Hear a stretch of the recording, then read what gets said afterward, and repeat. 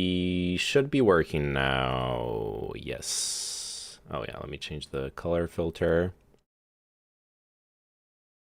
Boom. Yellow. Yellow. Everybody, this is Purge. Alright, let me know. Let me see the audio. Alright, let me know. Yes, the audio is working. Excellent. Music. Let's play any random music. Boom, boom, boom. Random music. Boom, boom, boom. Random music. Yes. Lag in audio. No, the repeating is normal. I was listening to my own stream there just to quickly check that the audio was working properly. Lag in audio is a weird one. It's desynced. Are you sure? If I like, yeah, let me unmute my stream. Yeah, let me unmute my stream. It is a bit desynced. Yeah, it actually is. Huh.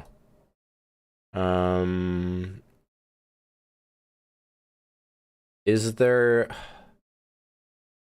I'm pretty sure there's an OBS setting for that. Let me look real quick.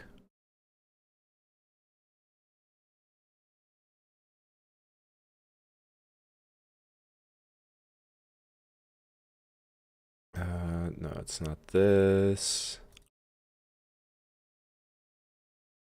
Audio tracks, no.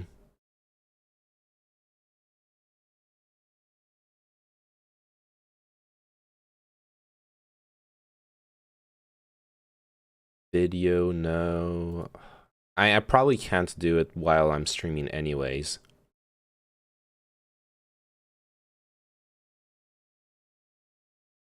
Like I probably cannot change the delay anyways. So I think this is gonna be as good as it gets, regardless. Yeah, let me test it again.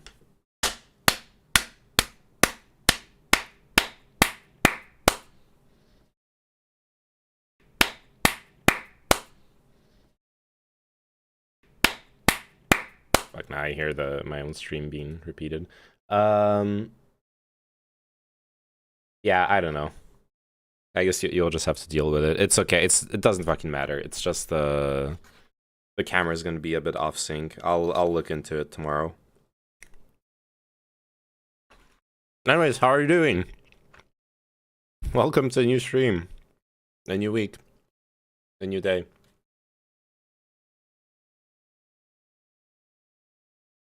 Fuck.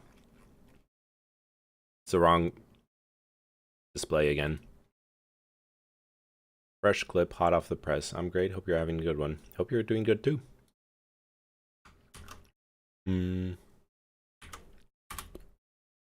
Let's see. Uh-oh. Boom, boom, boom. Random music. Boom, boom, boom. Random music. That's not a good meme. But okay. Look at this. Oh.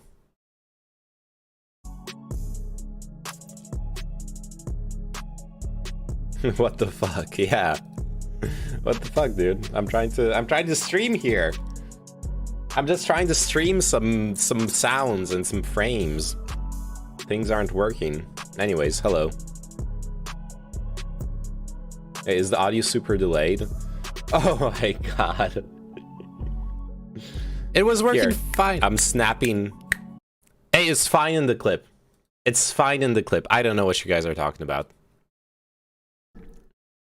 Now it's okay, yeah. Do not snap. Do not tell me what to do. Okay. This is an article reading stream, okay? World news. Oh yeah, let me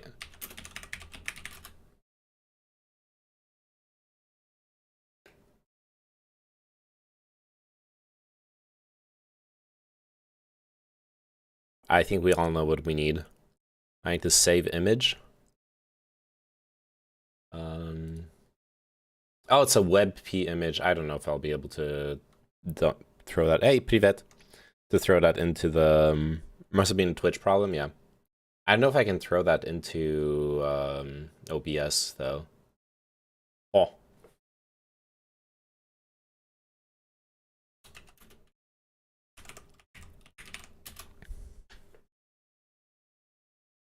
Pushing P. Snap it. Yep. Anyways. Ukraine crisis. Macron says Putin pledges no new Ukraine escalation. The French president, Emmanuel Macron, has told reporters that President Vladimir Putin assured him that Russian forces would not ramp up the crisis near Ukraine's borders. I secured an assurance that there would be no deterioration or escalation, he said before meeting Ukraine's leader, which I think is a pretty positive thing. However, Russia said any suggestion of a guarantee was not right. Russia has denied any plans to invade Ukraine, but it has assembled more than 100,000 troops near its borders. US officials believe Russia has assembled 70% of military forces needed for a full-scale invasion. Oh, Ukraine. Yeah. We should have an entire stream on how to do the French R because I can't do it. Macron. Rançon. Rancunier. La France. La France. I'm saying it weird now. La France. The tensions between Russia, Ukraine, and the West come nearly 8 years after Russia annexed Ukraine's southern Crimea Peninsula and backed a rebellion in the eastern Donbas region. Moscow accuses the Ukrainian government of failing to implement the Minsk Agreement, an international deal sponsored by Germany and France to restore peace to the east, where Russian-backed rebels control swathes of territory and at least 14,000 people have been killed since 2014. Le singe est dans l'arbre, yes. Ukraine president wants concrete steps from Putin. President Macron this week is on a diplomatic tour of national capitals trying to find a solution to the crisis in Ukraine. He arrived in the Ukrainian capital, Kyiv, on Tuesday after almost 6 hours of talks with Mr. Putin in Moscow on Monday. At a news conference with Ukraine's president, Volodymyr Zelensky, Mr. Macron said there was now the chance to make these negotiations move forward between Russia and Ukraine, and that he could see concrete solutions to reducing tensions. He also said there was a shared determination to implement the Minsk Agreement. Any resolution to the crisis could take months, he said, but he repeated that Mr. Putin had told him he would not be behind any escalation. Mr. Zelensky, meanwhile, said he expected in the near future there would be talks between Russia, France, and Germany about resolving the ongoing conflict in eastern Ukraine. But he called on Mr. Putin to take serious measures to reduce tensions. I do not really trust words. I believe that every politician can be transparent by taking concrete steps, he said. That picture, yeah. I know. So there was a pretty good meme on the French subreddit with that picture. Let's see if I can find it real quick. We don't need this piece of land. We have a lot of our own problems. Yeah, that is true. All right, let me see if I can find it. I think it was on the Rance, which is like the French meme subreddit.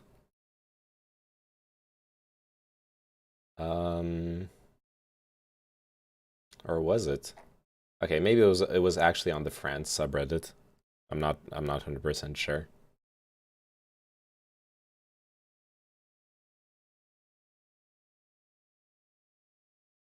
Yeah, I'm sorry. This is really important, okay? Memes are check Air France.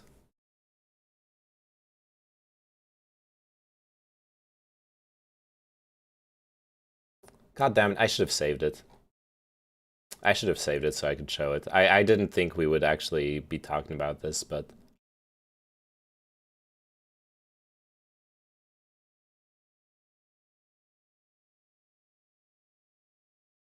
Huh. Never mind. RIP. Can you do the rolled R also? Ugh. I don't know what you mean by World R. Anyway, yeah, what basically I saw someone animated a GIF of this photo where it was like a seesaw. So you have like Putin and Macron just seesawing, facing each other. The Kyiv meeting came after talks between Mr. Macron and Mr. Putin in Moscow. Mr. Putin hinted progress had been made after those discussions, and that some of Mr. Macron's proposals could form the basis of further joint steps, although they were probably still too early to talk about. A French official later told reporters that the two leaders had agreed that Russia would pull troops out of Belarus at the end of exercises taking place near Ukraine's northern borders. Kremlin spokesman Dmitry Peskov, however, denied any deal had occurred, although the troops were expected to return to Russia at some point, he said.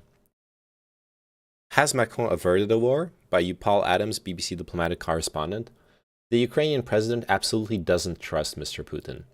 Openness in the leader is fine, he responded when Macron talked about his frank discussions with the Russian leader, but only if it's not a game. Mr. Zelensky welcomed Emmanuel Macron's support and said the two men had a common vision regarding the challenges facing Ukraine, Europe, and the world. But there were awkward moments.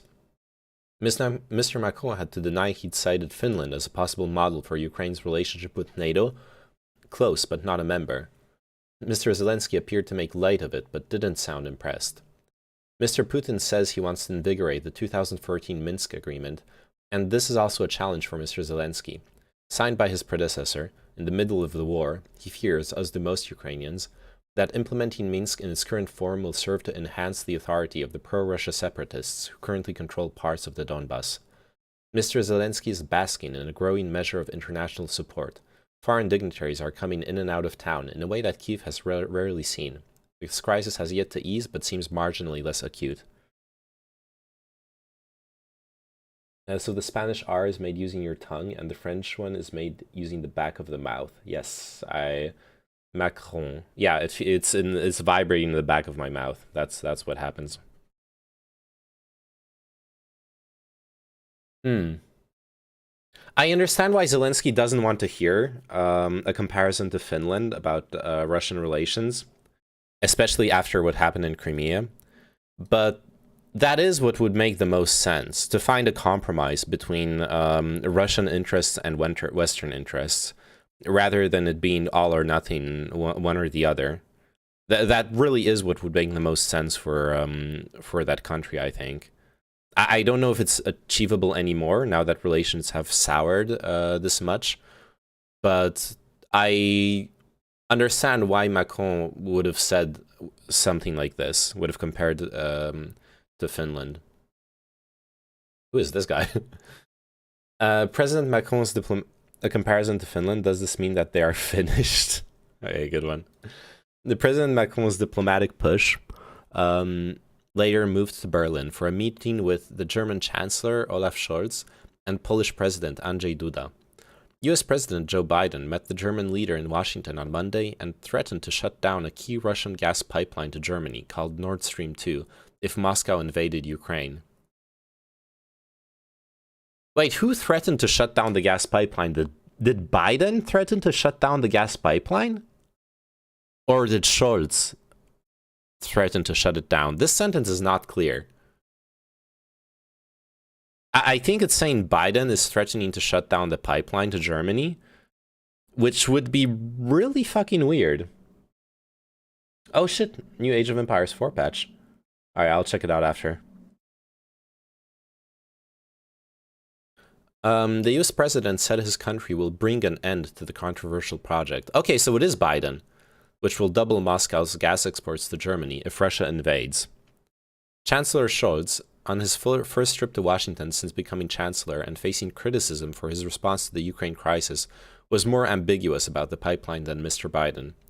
But Scholz did say that the US and Germany were absolutely united on sanctions against Russia should it invade Ukraine, saying we will do the same steps and they will be very, very hard to Russia.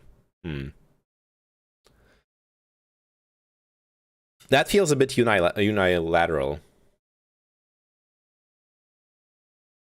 Contains some upsetting scenes. Maybe it's not stream friendly. I'm not going to play that video.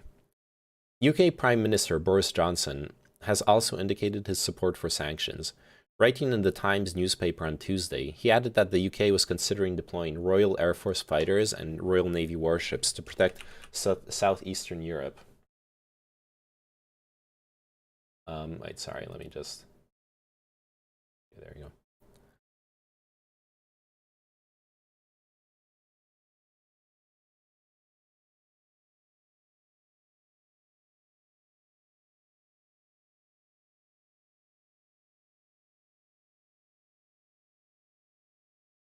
It's kind of weird to me how Macron keeps breaking from NATO. Well, the thing is, French history with NATO in general is, and American interests is very conflictual. If you think about, there is this pretty pervasive line in French internal politics, which is to be independent from the US. I don't remember the exact dates, but basically, yeah, like France refused to be a member of NATO for a very long time. France refused to go to war in Iraq. It is actually a pretty normal thing in French politics to not see ourselves as subservient to not see itself as subservient to to the US, basically. And to avoid committing to subserviency.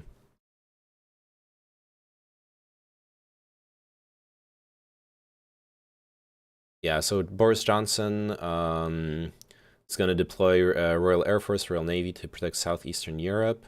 So that'll be like in the Mediterranean and the Black Sea. Maybe weird was the wrong word. I meant to say I think it's bad. I don't know. I have the utmost respect, honestly, for when Chirac, for example, refused to go to war in Iraq, and that probably wouldn't have been possible if France was a part of NATO at the time. I could masturbate, and I could be in pain and like breathing, like spitting my lungs out. Thanks for the follow, Blackbagged. Feels like the wrong time to be jockeying for points. I don't know. Do you think what Macron is doing is wrong? To be trying to negotiate, to broker peace between Ukraine and Russia? Like, just taking that face value, what this article is describing, I think what Macron is doing is perfectly fine. Like, not taking the hardline stance of taking like trying to de-escalate the situation. Did you watch that Johnny Harris video about Ukraine and Russia? Not yet. I guess we should watch it after this. Based froggies. It depends on your perspective. Diplomacy doesn't work anymore with Russia. I don't think that's true. But if that is true, then what would work? Like just declaring war, deploying, like escalating, deploying troops. I do understand why you and like Zelensky in this article are skeptical of Putin's word. He has shown himself to be untrustworthy in the past. But I don't think they don't honor any diplomatic agreements and go back on everything they say because they negotiate in bad faith. Yeah, but look, absolutely, I do believe that Putin will go back on agreements and will negotiate in bad faith if that's in his interest. But I also believe that you can negotiate with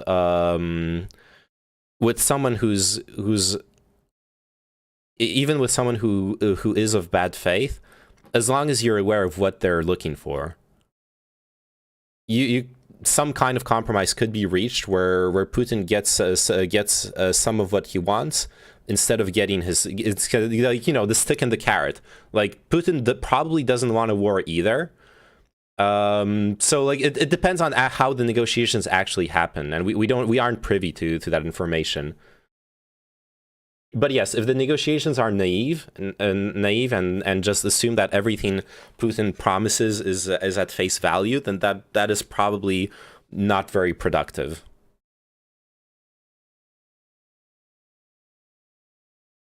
I think it's good because then if France does go to war, then Macron can say, "Hey, I tried. We got to go to war anyway." That's true as well. It does give you the moral high ground to actually have put in the best effort on going for peace, on suing for peace. I didn't mean to imply we should just declare war and send the nukes. I was trying to say that at this point it's time to stop playing Putin's game and start playing ours. Sure. Like maybe like change negotiation tactics, sure. But I personally I respect what Macron is trying to do here to broker peace and to bring Ukraine Ukraine and Russia to the same table, etc. And now China too, right? Yeah, I saw some articles. I wanted to dig into that too. I saw some articles. It was pretty funny. I was looking at the main page of the BBC, and there was like one article saying China and Russia are getting closer in the face of Western of Western adversity, and the next article was like China doesn't want to commit to helping Russia. Like basically two articles right next to each other on the page's feed, saying the exact opposite thing. It was weird. Whenever NATO or NATO allies break from the pack, it just makes everyone look weak, and it feels like Macron is just trying to push for more legitimacy instead of doing what is best for the collective security of Europe and the world. I would disagree. I don't think. Look, the thing is, NATO is a defensive alliance. Macron breaking from the pack to. I wouldn't even call what he's doing breaking from the pack. Macron brokering negotiations between Russia and Ukraine is about arrival about to end. Name fire and upstream. Blessed time. Hey, Gehin. Macron. And there's nothing in NATO that goes against NATO in a European leader brokering negotiations between another European nation and Russia. I don't really understand the logic there. Perhaps it indirectly undermines the fact that the U.S. was trying to fulfill that role of brokering negotiations as well, in that there's different actors trying to do the same thing, but that's not a NATO thing, and especially to put things in perspective, Macron is currently is at the head of the European Union. He supposedly represents the European Union. Obviously, it's a bit more federated than that, but like the title is his for now. I think he's perfectly entitled to do what he's doing here, and I don't see how it undermines NATO, at least strictly speaking, in what NATO is supposed to be, like a defensive alliance. Ukraine is not even a NATO member. Is that a symbolic thing or a literal thing? It's a literal thing. It just doesn't make him like the president of the European Union, but he doesn't have the same powers as, say, like the U.S. president or the French president over their own countries. But he does have responsibilities and powers, and he represents the European Union. Well, I know that Merkel was the de facto leader of the EU, right? She had the most primacy. Yes, she had like actual influence, even when she didn't have the title. That is true as well. And Macron but Macron right now has the title. That's what I meant, officially speaking.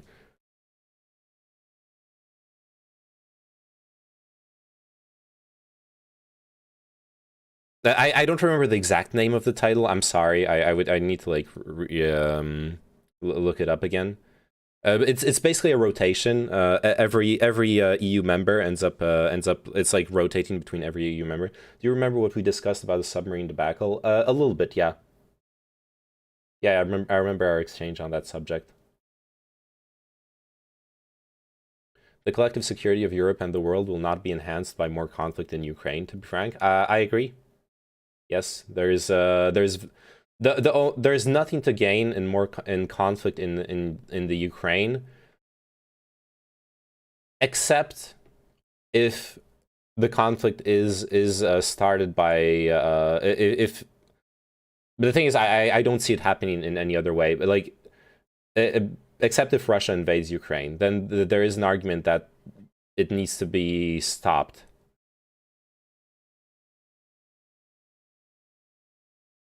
Though there can also be a humanitarian argument that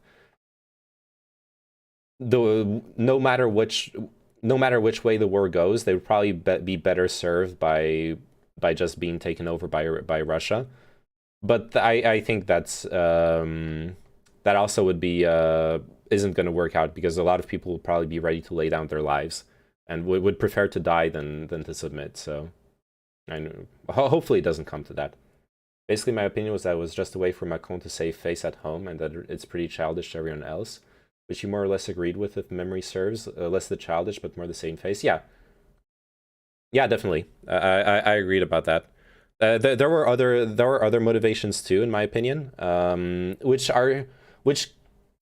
this could be an extension of as well. The motivations of Europe being able to stand up for itself without necessarily relying on the U.S. This just feels similar to me, that it's more about Macron trying to establish himself instead of presenting a unified front. But there is no unified front. Like France has sent, there is, rather, there is a unified front, and France is a part of it. France has sent aid to Ukraine. The only thing where it's not a unified front, I guess, is on the communication, in that Macron is saying that he by securing an assurance that there would be no deterioration or escalation, he contradicts the U.S. intelligence report that Russia is setting up for a false flag attack into an escalation.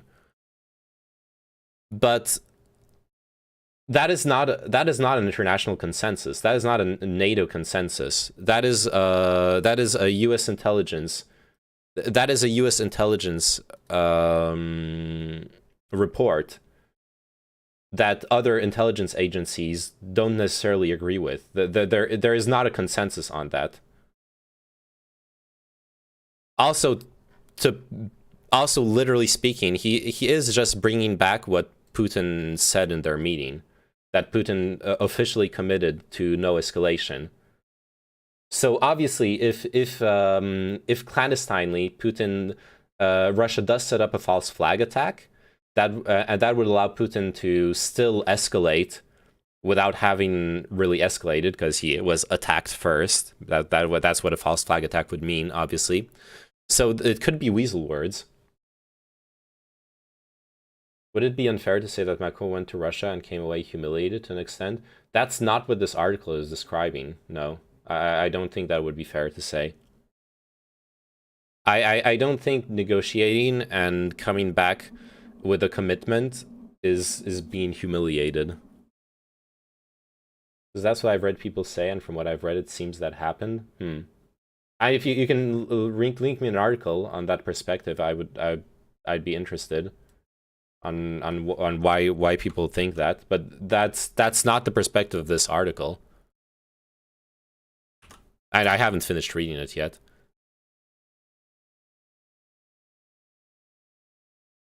I found this interesting. It is long, though.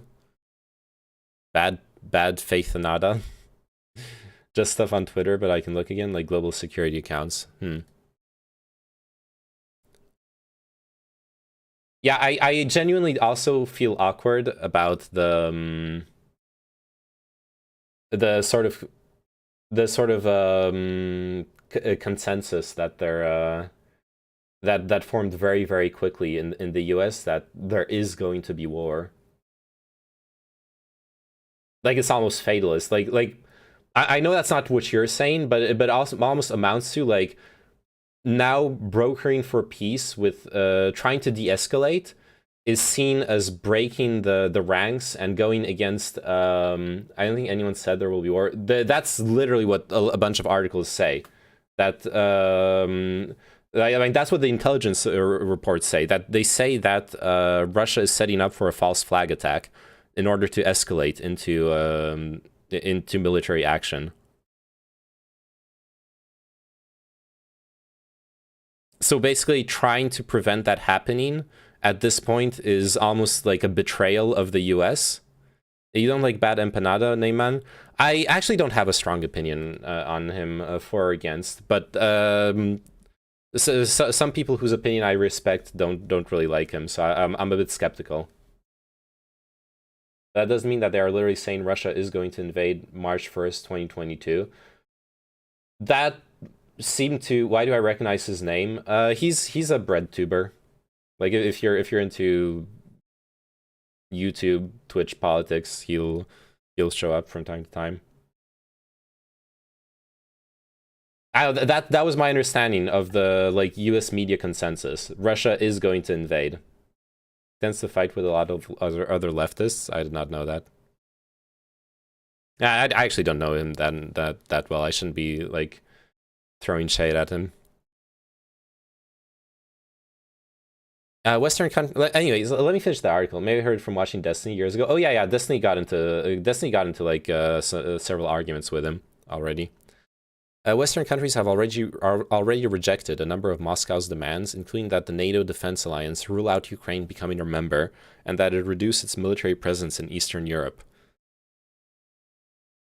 They have instead suggested other areas of negotiation, for example, talks on cutting back nuclear weaponry.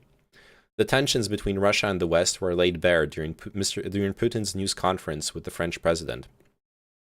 Putin repeated earlier warnings that should Ukraine join the Western military alliance NATO and attempt to take back Crimea, which Russia annexed 8 years ago, Europe would get sucked into a major conflict.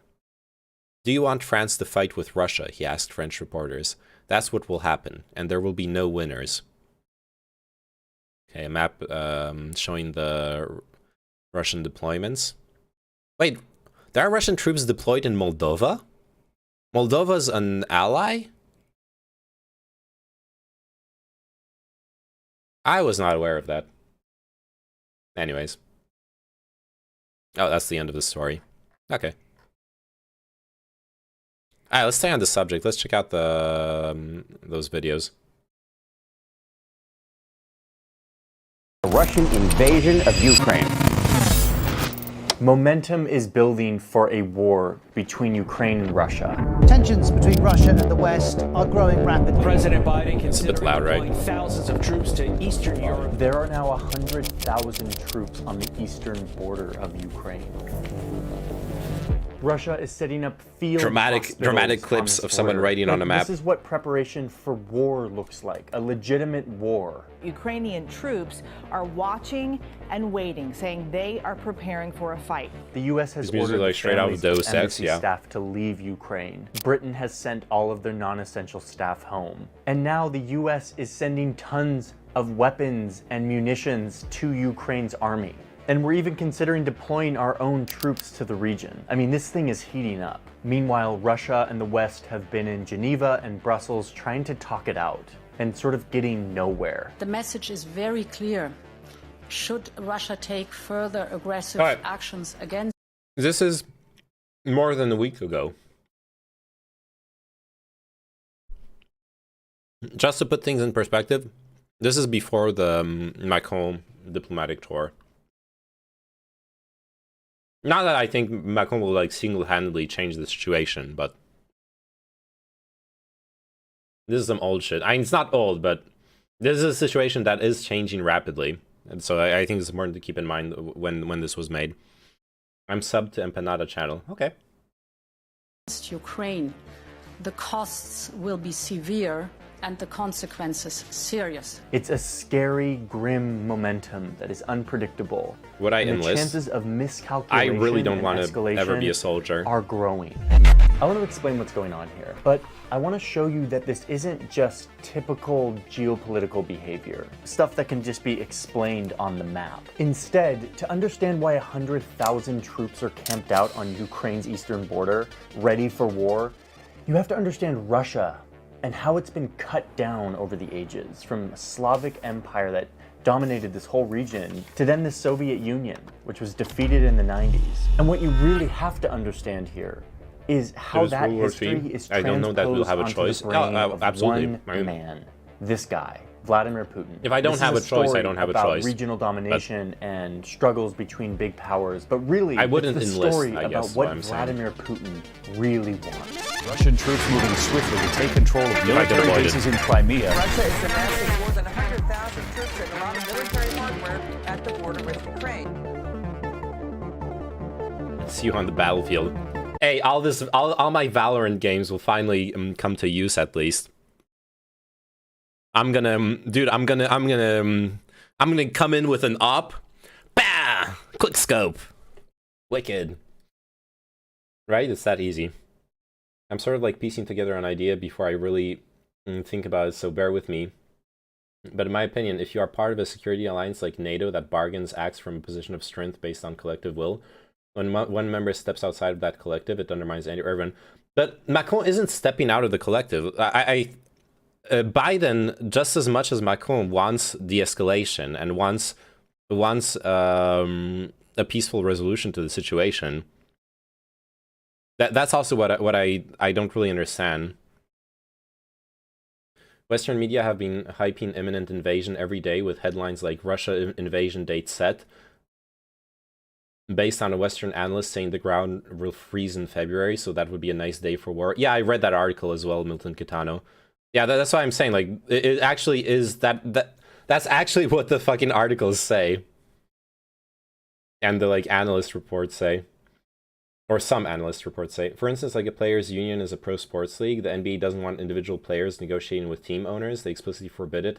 And any CBA discussion has to be done through the union. Sure, yeah. But like I was saying, NATO isn't officially, at least, it isn't supposed to be a diplomatic alliance. NATO isn't supposed to. It's supposed to be a defensive alliance. It isn't supposed to be an alliance where individual members have to follow a collective diplomatic line. In practicality, it is. Well, not really, no.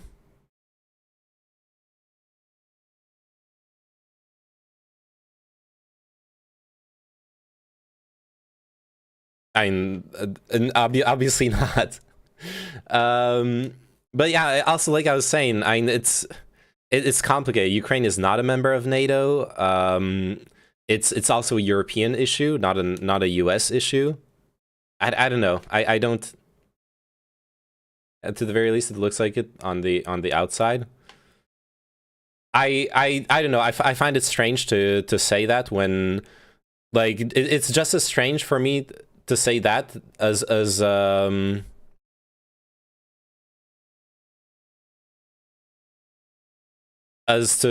I don't know, when like Putin goes to visit Belgium to. Putin goes to visit Belgium to, like, for diplomatic discussions with the EU. Is the EU undermining NATO? I just don't buy that argument. Really not. I'm sorry. Let's get drafted into war. Yay. Putin owns the black market. He needs the Ukraine to check a border to traffic his goods. I know that idea that a lot of Russian oligarchs are tied to criminal markets and criminal activities. I don't know that Putin himself is tied to it, but maybe there's like a secondary interest like that. They are there for different purposes, no? Wait, which part of what I said you're responding to? One is EU business, one is NATO business. Yes and no. It's he went to visit the EU to talk about Ukraine. Ukraine is not just NATO business. That's what I'm saying. Ukraine is Europe's business, and it's only NATO business because most of Europe is in NATO. It's you know what I found weird? I found weird when like Biden and Putin met without having even at least like Zelensky being part of the discussion.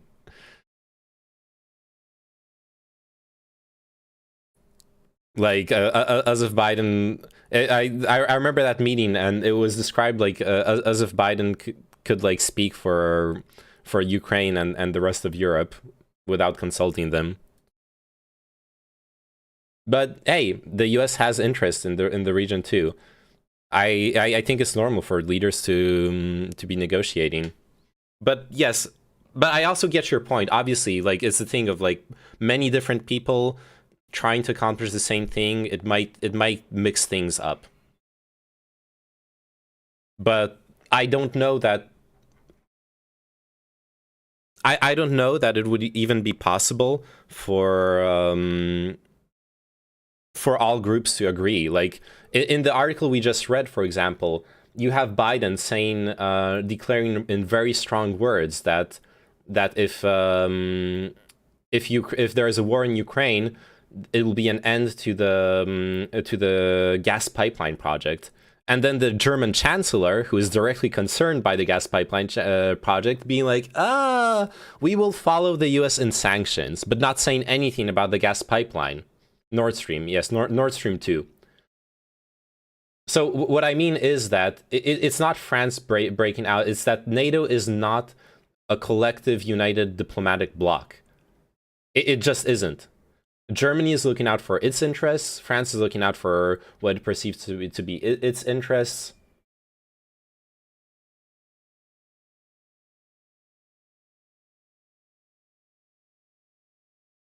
I'm real disappointed how Germany has acted in this whole thing. I understand that, but honestly, they're kind of caught between a rock and a hard place. Like, Germany should have had a better energy policy in the past 20 years, and then it wouldn't even be in this situation. But Germany has had a bad energy policy for the past 20 years. And they're kind of like, they're stuck. They actually need the gas pipeline. They need to buy electricity from other European countries, and that puts them in a really tough diplomatic situation to start talking about sanctions and pressure against their energy trade partners. Wait, how does a better energy policy get us cheaper gas? It doesn't get you cheaper gas, but it allows you to, if you had a better energy policy over the past 20 years, you would be less reliant on gas. And if you are less reliant on gas, you could maybe European gas would be enough. We use the gas for heating directly, not to generate electricity to heat. The both systems work. There are many places in many places in the world where you can use electrical heating instead of gas heating. But I understand the infrastructure is already there for gas. I understand that. So, and that obviously adds another layer of complexity. It feels real bad if other people have to suffer because of bad German policies. Nothing new, I guess. Good one. This is getting confusing. I can only understand geopolitical events with country balls. True. NATO is using the population to influence the liberal community they organize to destroy, like, the American Democratic Party. I don't understand what you're saying, Space Dawn. This is overly simplistic, but it just feels at the moment like every single person involved in the situation is acting suboptimally. Yeah. I wouldn't say every single person. Like, I'm not a Macron simp. I really am not. I'm not a fan of Macron. But I do think in this specific situation, like, from what I read in the article, I don't think there's anything wrong with what he's doing, honestly. Maybe I'm just zooming out. Sorry, I'm including the US in this to be clear. Okay. Privet. Okay. I'm sorry. I don't speak Russian, so I need to translate what you're saying. Privet, что смотришь? I'm watching a video about... Я не понимаю английский язык. No to angielski stream.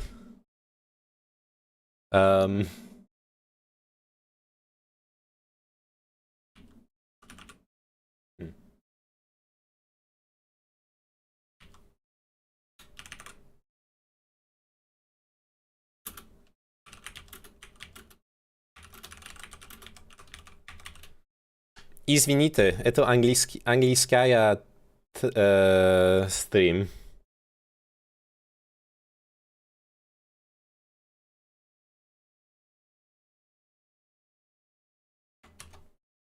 Fuck, I wish I spoke Russian. I actually think it's a really beautiful language. Да, английский. Просто зашел посмотреть тебя. Okay.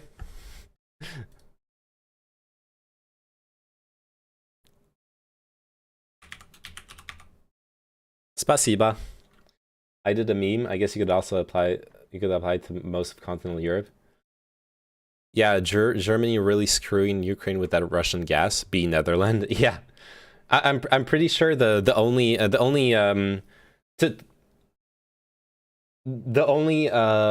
European country that I know that has big natural gas reserves is France. There might be a couple others, but I think my view of Russian has been tainted by Russia. Getting ready for that Russian occupation, are you? Yeah, of course. I think on its face, at least, I would agree that it's kind of weird for Biden to kind of just speak for Ukraine, the rest of Europe, without consulting them, if that's even the case. I'm sure we don't really know the specifics. But I also think that it's pretty obvious that this is about the US and Russia, and Ukraine is caught in the middle, which is sad. Yeah, that's fair. And in the past, NATO has been extremely effective in checking Russia, Putin's influence, and guaranteeing safety and stability for how many, well, Eastern Europe in general, yes. But honestly, the problem is, like, there are two fundamental problems that make it really hard to see an immediate resolution, right? If we look pre-Crimea, in my opinion, pre-Crimea, the obvious solution is for Ukraine not to join NATO.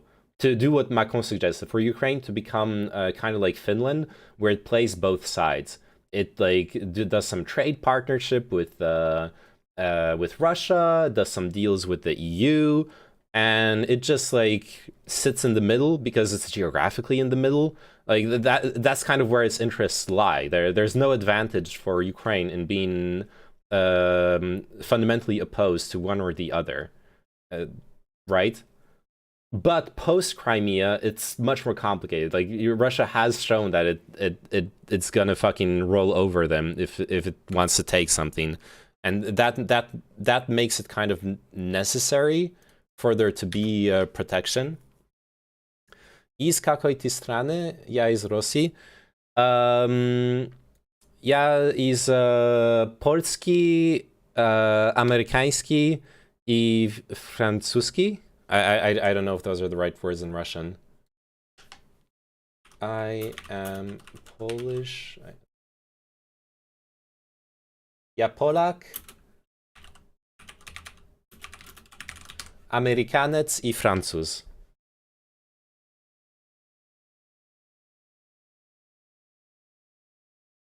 And when the US tries to lay out the plan and say this is this and that and etc., and extremely powerful and influential parts of NATO, such as France or Germany, step out of the collective umbrella, it undermines their own interests, which is strength through unity and everything we've discussed. Yeah, but I mean, like we also discussed, like specifically for Germany, for example, it's fucked. Like the US can't, unless we build a pipeline from the US to Germany where we can pump some like fracking gas through the ocean. The US can't really give Germany what it's needing right now, you know what I mean?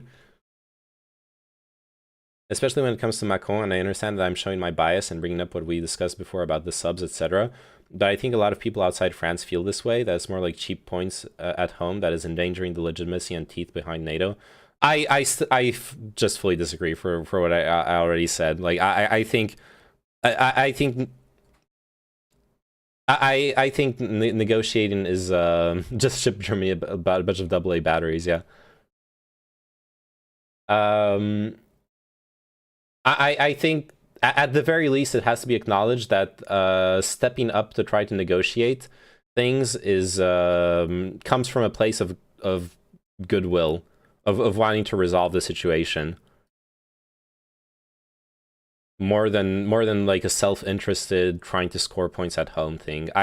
French people right now, honestly, don't really like current as far as the election is concerned. No one's really talking about Ukraine or Russia. It's not a domestic politics thing, from what I can tell. Now, I'm not saying it's altruistic either, but yeah.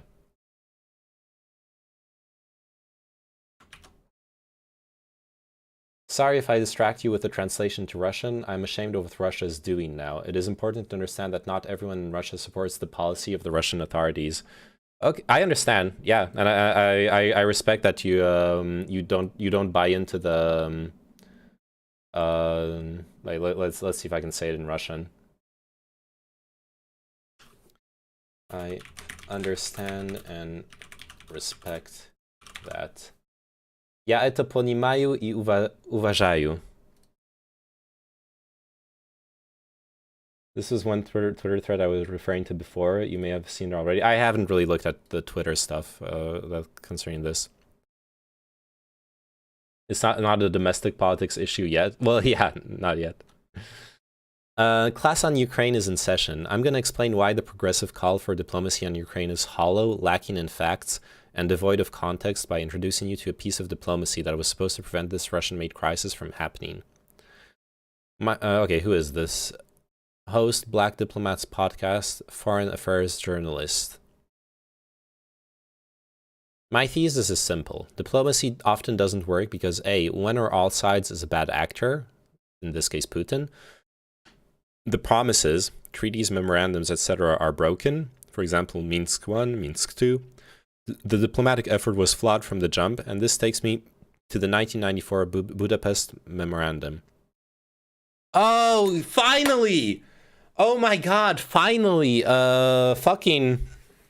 Dude, whenever I talk about Ukraine and Russia with anyone, I feel like I'm the only person in the world who knows about the Budapest Memorandum. So for anyone who's unaware, and he's explaining it here, it was a trilateral deal where Ukraine were willing to get rid of their nuclear weapons stockpile in exchange for signing a contract between Russia and the US, where both countries promised to guarantee Ukrainian borders, in exchange for which Ukraine would proceed to nuclear disarmament.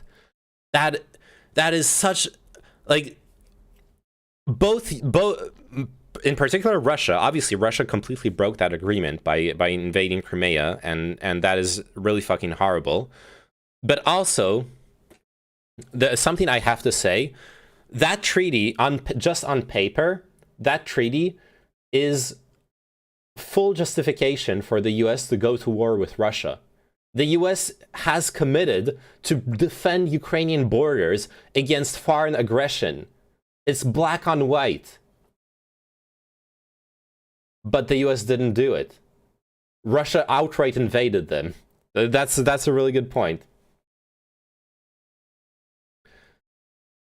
He explains what I just said in more and better words. After the fall of the USSR, Ukraine had the third biggest nuclear stockpile in the world, as they were left over from the USSR. Ukrainian leadership at the time believed that Moscow still wanted to invade them, and they were right. Duma officials were discussing such a possibility. In Washington, there was a big priority on getting Ukraine to ditch those weapons. I won't get into the weeds, but many of Ukraine's ICBMs could hit the US, and there was a fear that Ukraine could not secure them properly and that they would get into the wrong hands. Keep in mind that Yugoslavia was also breaking up at the time and escalating to civil war. There were real fears of conflict across Europe and that nukes could be used and sold off. That was a terrifying possibility that kept Washington up at night. Washington went to Ukraine and asked them to give up their nukes because it'll make everyone safer. In everyone, the Americans meant them, lol. Because their long-range nuclear missiles were pointed at the US and could literally destroy every major US city 50,000 times over. At the time, Ukraine was told that the US would help retire their stockpile because Ukraine could not afford to. Ukraine didn't immediately give in to US requests because they didn't trust Moscow. Keep in mind that Russia never saw Ukraine as independent because Ukraine was always Little Russia to folks in Moscow. Ukraine is viewed in Moscow as a breakaway region that has to be broken to submission. That context matters if you want to understand the Ukrainian side. Ukraine was dominated by a number of ethnic groups, including Mongols, Lithuanians, Poles, Austrians, and Swedes, as well as, eventually, the Russian Empire during the reign of Catherine the Great, as Vox points out. Yes, Bring back the Polish-Lithuanian Commonwealth. That is the solution to peace in Eastern Europe, okay? Fucking look at the size of it.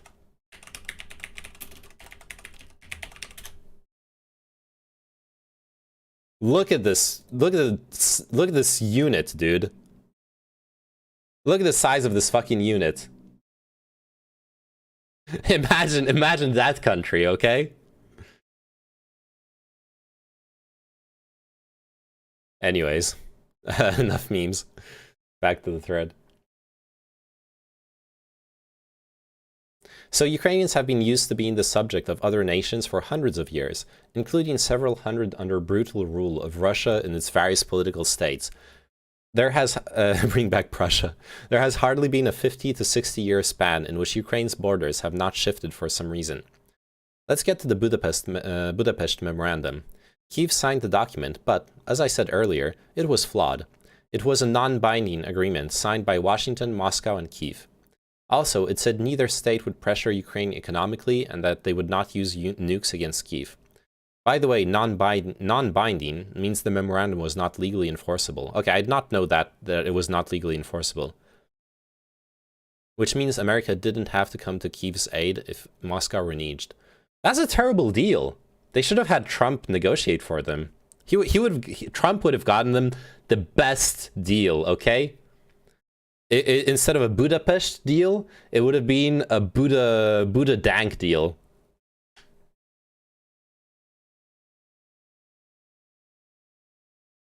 The most racist authoritarian country the world has seen in a Budapest deal, exactly, in the century. I'll catch up on chat in a second. I want to keep I'll keep reading this. Here in Ukraine, a retired Ukrainian general told me the memorandum was a piece of toilet paper. He wasn't wrong. My point is that, as flawed as the Budapest memorandum was, Ukraine negotiated in good faith, and there isn't any time in the past 30 years when Ukraine didn't do so. Moscow, on the other hand, broke every line in the agreement since 1994. Be it meddling in Ukrainian elections, especially in Crimea, pumping Ukraine with Russian-language disinformation, or threatening Ukraine with gas politics, Moscow has been bullying Kyiv because their people never bought into Novorossiya, or New Russia. So here's where I get on progressives on diplomacy. Diplomacy has not worked since 1994. There have been at least 5 to 6 documents between Ukraine and Russia dealing with conflicts that Moscow started. At what point does one ask if diplomacy is working? And while the US was not legally bound to provide military support to Ukraine under Budapest Agreement, they did give a handshake, as murky and unclear as it was. That the US is providing some military aid is a moral obligation under that 1994 agreement. Does America really want to sign pieces of paper only to leave our allies in the lurch? Should America help a sovereign nation protect itself? The 1994 agreement was a moral commitment, at the least, and the US is obligated to fulfill at least that. I also find it funny how people evoke Iraq and call for peace. I wonder if those same folks calling for peace, if given a second chance, would have allowed the Rwandan genocide to take place, or have allowed the Bosnian genocide to go unchecked. NATO responded to the latter. Okay, this is a really awkward comparison, because the Iraqi war was unjustified. Not that Saddam was a piece of shit, but the Iraqi war really was unjustified. That the other examples are good. The Rwandan genocide, the Bosnian genocide, sure. Those are examples of international intervention, or like in the first case where international intervention should have happened, in the second case where international intervention did happen and it helped, sure. But I would not have quoted Iraq in here. That's kind of an anti-example. I thought the same, but I think that what he was saying is that in hindsight it's easier to say that, whereas at the time it wasn't so obvious. I mean, that's a big yikes because of the fucking, not like what you're saying, but I mean the big yikes is the whole trusting the U.S. on reasons to go to war against the country thing. Like the U.S. lost a lot of legitimacy and trust in doing that for good reason. I also wondered if he meant the first Gulf War instead of the Iraq invasion from 2000. Oh, that's a good point. Maybe he means the first Gulf War. Maybe he means the Kuwait War. Sure. It's not clear from the sentence. Neyman. Okay, let me catch up on chat for a second. Let's see. I don't think it's that simple that being in NATO means you are in zero fear. Like, Neyman is just talking pacts of defense get broken all the time. I don't think Russia would be bold enough to invade a NATO country. I don't think you can just swipe it aside as no fear of invasion. I don't know. Przewidzie moje soobśnienie, którое ja napisał wyższe. Dobra. Yep.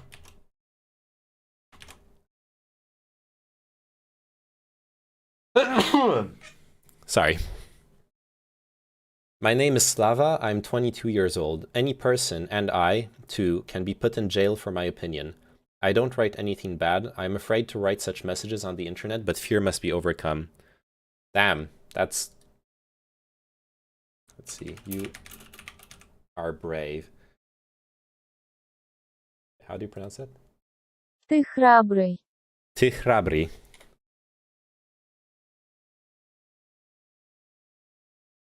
Just have Poland annex Ukraine, issue solved. Hells yeah. I'm down. I'm down for that. I'm joking. It was extremely obvious at the time that the Iraq invasion was utter bullshit. I feel like that's a bit easy to say, but I don't know. It was totally justified to be skeptical back then as well. It was totally justified to be skeptical of it already back then. But the problem was Dick Cheney showing up at the UN with a bottle of piss and being like, this is not wait, what's her name? This is not Belle Delphine's piss. This is actually chemical weapons of mass destruction.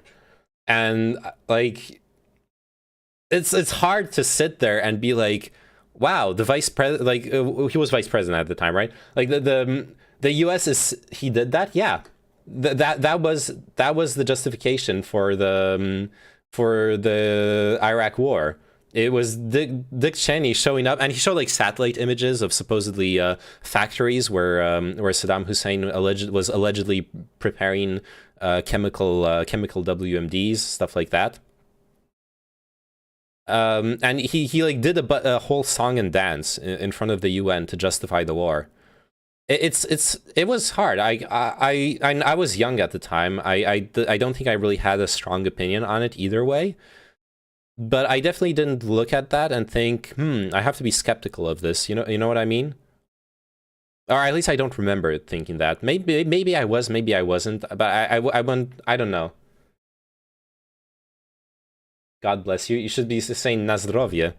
So it's up. We are a Russian stream now.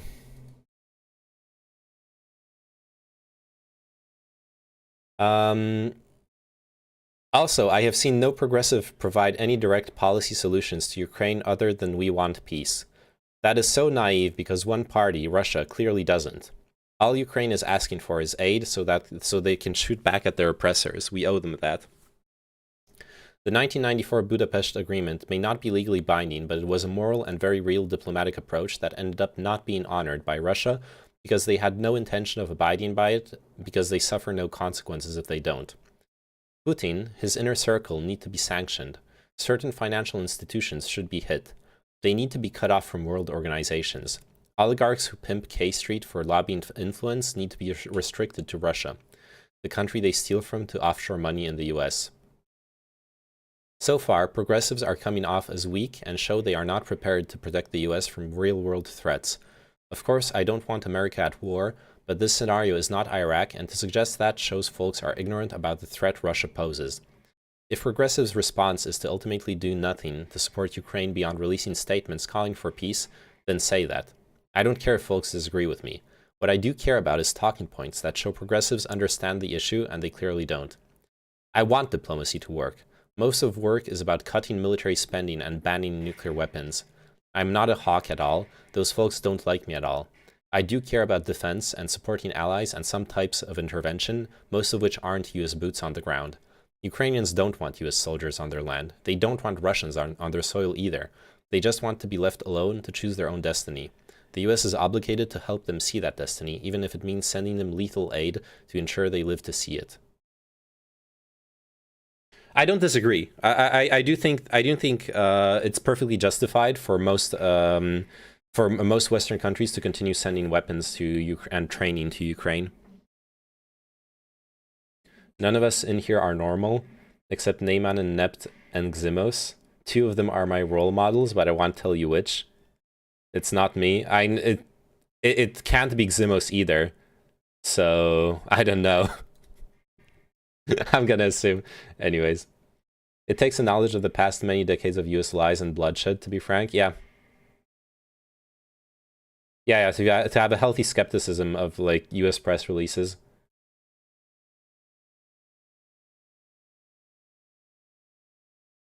Wait, someone stopped Estonia?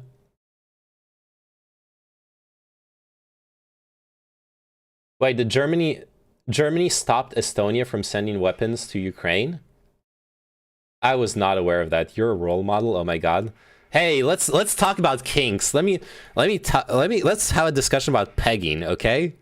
And see if you still see me as a role model. Okay, let's not get sidetracked. If I start talking about sex, we're never getting back to politics.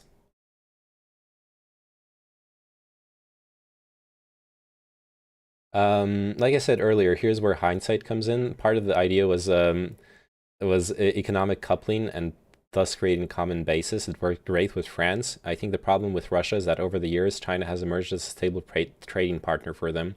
I don't know if it's enough to afford the Nord Stream getting cancelled, but they definitely have some backup. I think it's also fair to acknowledge, like, a bit of what Terrell Germain Starr is saying here, which is that Putin has shown himself not to be a good faith actor when it comes to diplomacy and partnerships. I think that's also a big issue here. Let's be real, it's not like those weapons will make any difference if Russia actually invades, but sure. Well, the thing, Hyun-hyuk, is the weapons don't need to... You could also make an argument that when it comes to diplomacy that's on the brink of war, it's not about the weapons making Ukraine capable of winning against Russia. It's about making the invasion as costly as possible as a deterrence, right?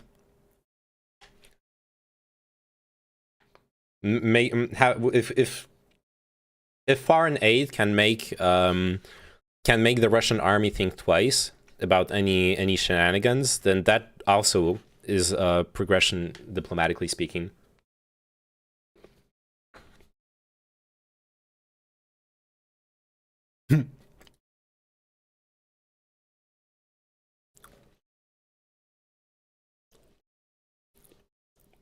Hashtag Macron bad president. Why is this trending? Like on my knees in the night, saying prayers in the street light. The little homies wanna be like on my knees in the night, saying prayers in the street light.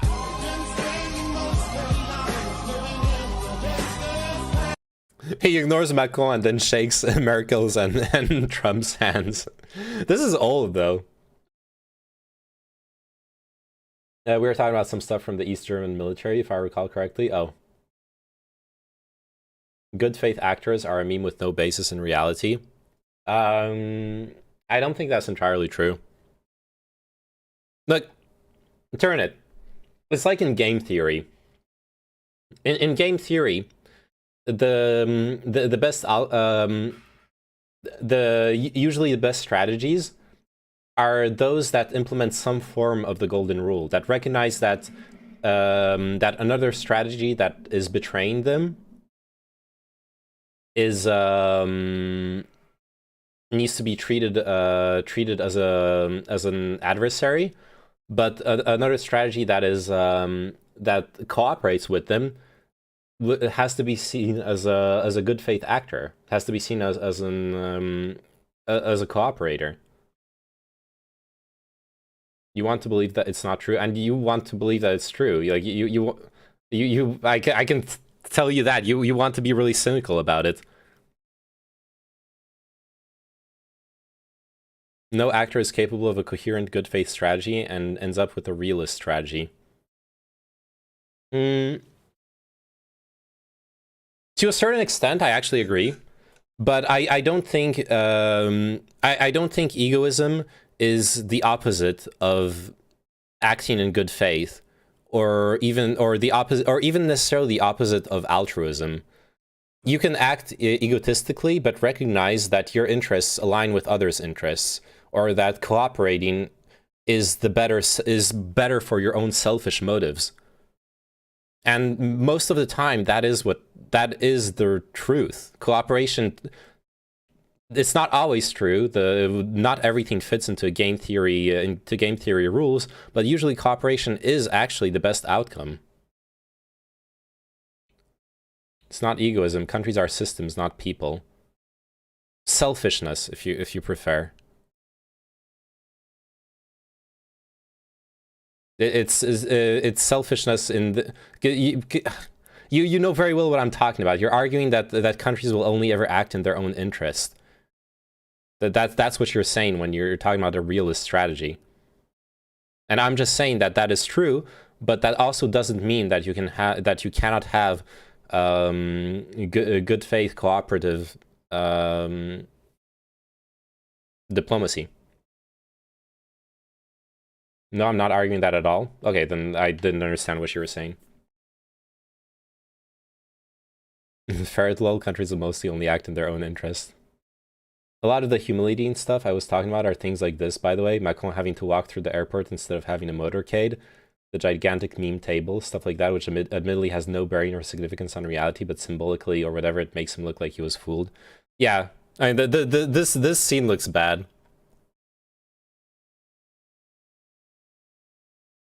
I like that it's an anti-vax.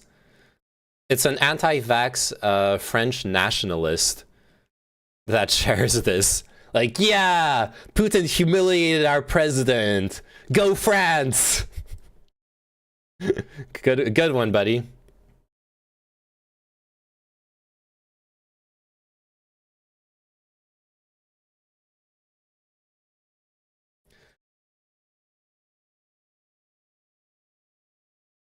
Putin has humiliated Macron by keeping him at long distance. Yeah, people... I really don't like this kind of very superficial level analysis of those things. You've heard the term unforced error, I'm sure, right? Yeah. I really don't like those kinds of... this kind of like very superficial analysis. By the way, BFM TV is Fox News level media in France, just to give some perspective, okay? We will never get to the ferret video. I'm sure we will get to the ferret video. Anyways, yeah, let's actually go back to the videos. Why is the table so goddamn big? Apparently to humiliate Macron. I don't fucking know. Maybe it's... Hey, it's the...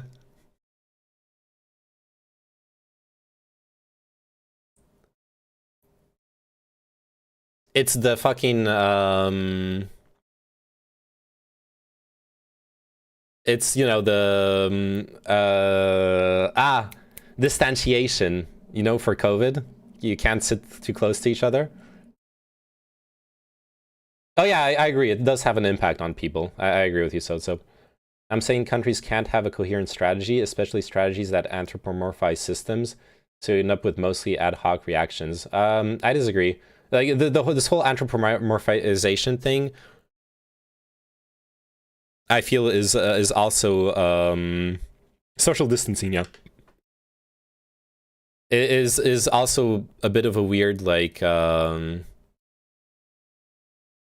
A bit of a weird argument for me. You've been throwing that at me for a while, but maybe they just want to be in a Wes Anderson movie, true. It's like the Iron Throne.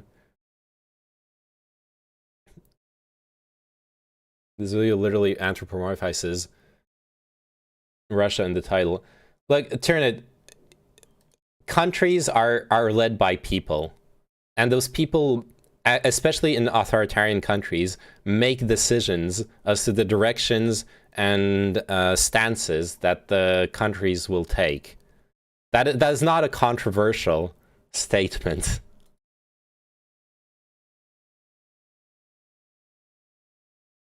Ferrets don't cook. True. This is actually an anthropomorphic stream anyways. This is a furry stream. Before we go any further, I want to say thank you to today's sponsor, which is BetterHelp. BetterHelp is a platform that allows you to access therapy. I'm a major fan of therapy. I've been doing it for over 2 years now, and it has changed my entire world. I really believe that therapy is overstigmatized and not accessible to people, and BetterHelp is trying to change that, which I really believe in and support. With BetterHelp, you can quickly sign up and you take a little quiz, and it connects you to a network of thousands and thousands BetterHelp of sponsor professionals who you can start talking with. I wasn't paying attention. What the fuck is this? There are a variety of experts in different fields of therapy within. Oh, it's online therapy. So Fuck. you can find somebody who. Hey, look, I took a Raid Shadow Legends sponsorship. I don't get to criticize other people for their sponsors. Loading, pause champ. Oh, come on.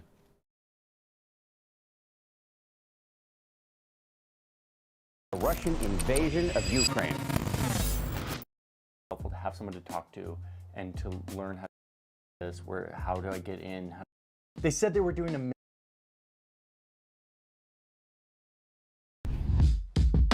Did you really? Making it big? Yeah, they still owe me $400. No, I've been in contact with someone from Streamlabs, and they've been sending like emails every couple days to me. It's being like, oh, we're still working on it. We'll let you know when it gets work. I also install sponsor block, auto skips plugs. Honestly, as a content creator, I feel like I shouldn't. Like, if I get sponsored, I actually want people. I don't want people to watch it. I'm not insane, but you know, you get what I mean. It's like I shouldn't be blocking ads. You still haven't gotten the money? No.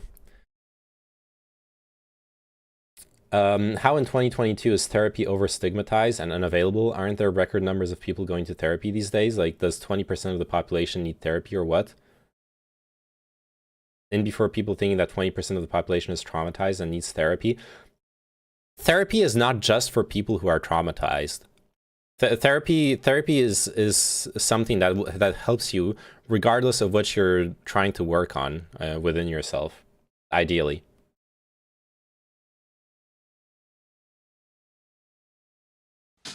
A few months ago, Russia started sending more and more troops to this border. It's this massive border between Ukraine and Russia. They said they were doing a military exercise, but the rest of the world was like, yeah, we totally believe you, Russia. This was right before. I'm sending some soldiers to give you some kisses. Ooh. That's Russia. For this big meeting where North American and European countries were coming together to talk about a lot of different things like these countries often do in these diplomatic summits. But soon, because of Russia's aggressive behavior coming in and setting up 100,000 troops on the border with Ukraine, the entire summit turned into a whole WTF Russia, what are you doing on the border of Ukraine meeting. Before the meeting, Putin comes out and says, listen, I have some demands for the West. And everyone's like, okay, Russia, what are your demands? You know, we have like COVID-19 right now, and like that's like surging. So like, we don't need your like bluster about what your demands are. And Putin's like, no, here's my list of demands. Putin's demands for the summit were this. Number one, that NATO, which is this big military alliance between US, Canada, and Europe, stop expanding, meaning they don't let any new members in, okay? So Russia's like, no more new members to your like cool military club that I don't like. You can't have any more members. Number two, that NATO withdraw all of their troops from anywhere in Eastern Europe. Basically, Putin is saying, I can veto any military cooperation or troops going between countries that have to do with Eastern Europe, the place that used to be the Soviet Union. This video is like And number cringe. 3, Putin demands that America vow not to protect its Well, allies is in Europe like- with nuclear weapons. LOL. It's like said storytelling all is a of the bit other cringe, countries. sure. You're literally nuts, Vladimir Putin. Like, these are the most ridiculous demands ever. But there is Putin with these. Look, there is kind of like in science. There is a use to in simplifying things for people. And I also know you like disagree with the angle that this video is taking. Don't worry, we'll watch like a video that will take the opposite angle afterwards. Demands, these very, very aggressive demands. And he sort of is implying that if his demands aren't met, he's going to invade Ukraine. I mean, it doesn't work like this. This is not how international relations work. You don't just show up and say, like, I'm not going to allow other countries to join your alliance because it makes me feel uncomfortable. But what I love about this list of demands from Vladimir Putin for this summit is that it gives us a clue on what Vladimir Putin really wants, what he's after here. You read them closely and you can grasp his intentions. But to grasp those intentions, you have to understand what NATO is and what Russia and Ukraine used to be. Okay, so a while back I made this video about why Russia is so damn big, where I explain how modern-day Russia started. Is this another Vox video? No. In Kiev, which is actually modern-day Ukraine. In other words, This modern-day is Russia. Johnny Harris. I as we think know this it, guy's like has its original roots independent. in Ukraine. These places grew up together, and they eventually became a part of the same mega empire called the Soviet Union. They were deeply Mega intertwined, empire. not just in their history and their culture, but also in their economy and their politics. So it's after World War II, it's like the 50s, 60s, 70s, and NATO was formed, the North Atlantic Treaty Organization. This was a military alliance He between was all Vox, of but he these left. Okay. countries that was meant to sort of deter the Soviet Union from expanding and taking over the world. But, as we all know, the Soviet Union, which was Russia and all of these other countries, collapsed in 1991. And all of these Soviet republics, including Ukraine, became independent, meaning they were not now a part of one big block of countries anymore. But just because the borders all split up, it doesn't mean that these cultural ties actually broke. Like, for example, the Soviet leader at the time of the collapse of the Soviet Union, this guy, Gorbachev, he was the son of a Ukrainian mother and a Russian father. Like, he grew up with his mother singing him Ukrainian folk songs. In his mind, Ukraine and Russia were like one thing. So there was major reluctance to accept Ukraine as a separate thing from Russia. In so many ways, they are one. There was another Russian at the time who did not accept this new division. This young intelligence officer, Vladimir Putin, who was starting to rise up in the ranks of post-Soviet Russia. There's this amazing quote from 2005 where Putin is giving this State of the Union address, where Putin declares the collapse of the Soviet Union, quote, the greatest catastrophe of the 20th century. And as for the Russian people, it became a genuine tragedy. Tens of millions of fellow citizens and countrymen found themselves beyond the fringes of Russian territory. Do you see how he frames this? The Soviet Union were all Is he using lipstick to highlight? What the fuck kind of highlighter leaves this like weird residue? I have used highlighters in my life. They don't work like this. What the fuck is this? Blood for the blood god? A dry one? Maybe. I think it's a crayon. Yeah, it's a fucking crayon. Can't he afford it's wax? Oh. Yeah, I guess it's wax. Can't he afford a fucking actual highlighter? And I'm sorry, that actually really bothers me. People in his mind. And after it collapsed, all of these people who were a part of the motherland were now outside of the fringes or the boundaries of Russian territory. First off, fact check. Greatest catastrophe of the 20th century? Like, do you remember what else happened in the 20th century, Vladimir?